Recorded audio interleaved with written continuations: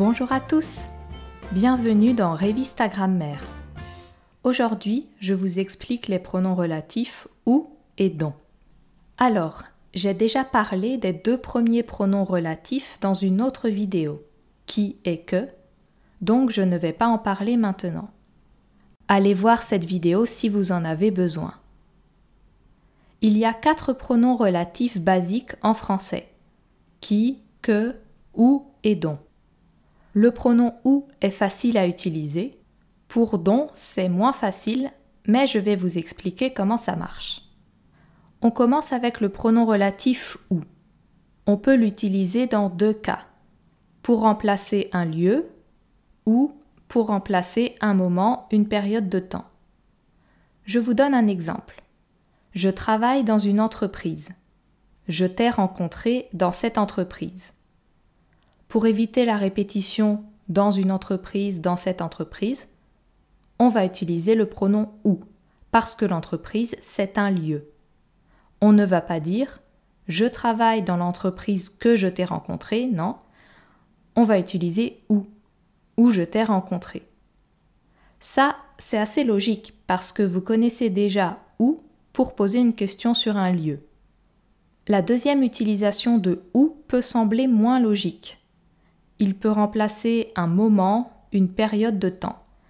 Faites bien attention à ce point, parce que ceux qui apprennent le français oublient souvent que « où » peut s'utiliser pour le temps. Il est venu la semaine dernière. J'étais malade cette semaine-là. La semaine, c'est bien une période de temps. On va dire « il est venu la semaine où j'étais malade ». On peut aussi dire « j'étais malade la semaine où il est venu ».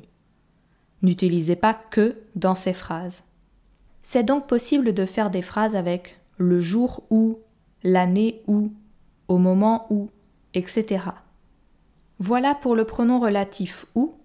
Maintenant, on va passer à « dont ». Avant de commencer, voici la règle générale. Le pronom « dont » remplace un complément introduit par la préposition « de ». Mais alors, c'est quoi un complément introduit par la préposition « de ». Il y a 2 possibilités. Pour la première, on va s'intéresser aux verbes qui doivent être utilisés avec la préposition « de ». Ce qu'il y a après le verbe, c'est-à-dire l'objet du verbe, ça s'appelle un complément.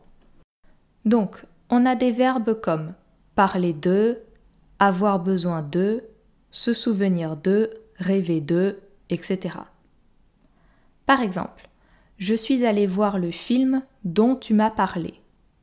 Pourquoi on utilise dont et pas que? Parce qu'on dit parler de quelque chose. Tu m'as parlé du film. Le film est le complément du verbe parler de. Avec avoir besoin de, c'est le livre dont j'ai besoin. Parce qu'on peut dire j'ai besoin de ce livre. Avec se souvenir de, l'étudiante dont je me souviens s'appelle Victoria. Je me souviens de cette étudiante. Enfin, avec rêver de, c'est l'appartement dont je rêve depuis 1 an. Je rêve de cet appartement. Cette première utilisation avec des verbes en de est la plus fréquente. La deuxième est moins utilisée, mais c'est important que vous compreniez comment ça fonctionne. Un complément introduit par de, ça signifie aussi que de apporte une précision à un nom. Par exemple, les propriétaires des animaux, le nom de l'auteur, les portes de la maison. À partir de ces 3 exemples, voyons comment utiliser dont. Elle s'occupe des animaux dont les propriétaires sont en vacances. Tu as trouvé l'auteur dont je cherche le nom? J'habite dans une maison dont les portes sont rouges. Maintenant, pour bien pratiquer les pronoms relatifs qui, que, où et dont, je vous propose d'aller faire des exercices sur le site toutenfrançais.tv pour vérifier que vous avez bien compris.